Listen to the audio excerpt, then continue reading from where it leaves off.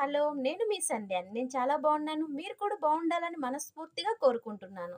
ఈరోజు మామిడికాయ పులిహోర ఎలా చేయాలో చూద్దామండి. నేనిక్కడ ఒక మామిడికాయ తీసుకున్నాను. ముందుగా దీన్ని తురుము పెట్టుకుందామండి. మామిడికాయ మొత్తం మనం తురుముకుందామండి.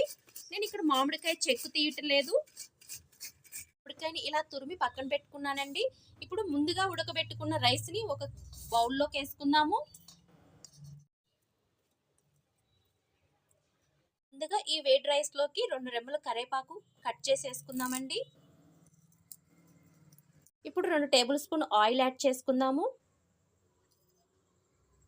ఇలా ఆయిల్ యాడ్ చేయడం వల్ల మన రైస్ అనేది పొడి పొడిగా ఆడుతూ వస్తదండి.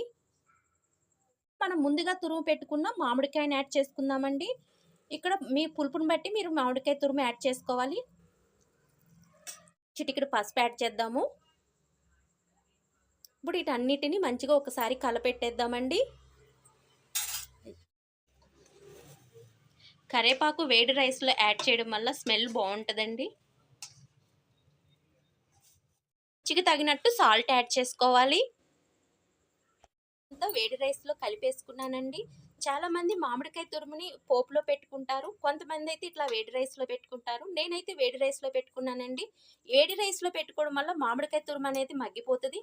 ఇప్పుడు మనం పోపు ప్రిపరేషన్ చేసుకుందాము. పోపుకు కావాల్సినవి ఆవాలు, జీలకర్ర, పచ్చెనపప్పు, ఎండుమిర్చి, పచ్చిమిర్చి, కొంచెం అల్లం తీసుకున్నాను, కరివేపాకు, ఇక్కడ ఉప్పు మిర్చి కూడా తీసుకున్నానండి. ఇప్పుడు మనం పోపు ప్రిపరేషన్ చూద్దాము. బాండీ పెట్టుకున్నానండి. బాండీలో 5 టేబుల్స్ ఆయిల్ వేసుకున్నాను.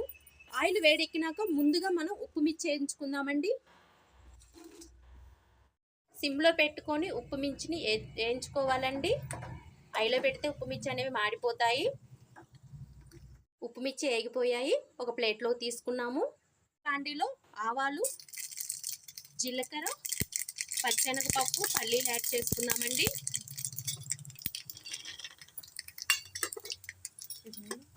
కూడా యాడ్ చేసుకుందాము.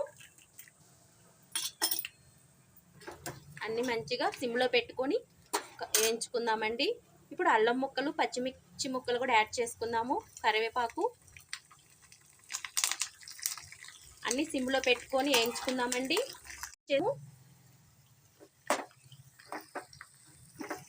యాడ్ చేద్దామండి. ఇందాక మనం మామిడికాయ తురుములో కూడా సాల్ట్ యాడ్ చేసాము. ఇప్పుడు పోపులో వేసుకుంటున్నాము. కొద్దిగా షుగర్ యాడ్ చేద్దాము. షుగర్ వేయడం వల్ల మామిడికాయ పులిహోర చాలా టేస్ట్ వస్తుందండి. ఇప్పుడు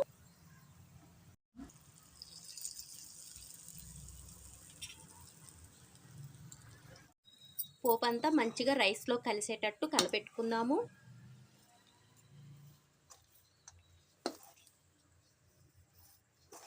అంతా రైస్లో మంచిగా కలిపెట్టేసుకున్నాము.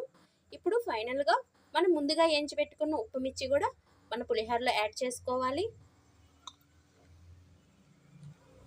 అంతేనండి, మన మామిడికాయ పులిహోర రెడీ అయిపోయింది. ఈ వీడియో కనుక మీకు నచ్చినట్లయితే లైక్ చేయండి, షేర్ చేయండి, సబ్స్క్రైబ్ చేసుకోండి. ప్లీజ్ లైక్ చేయండి. Thank you.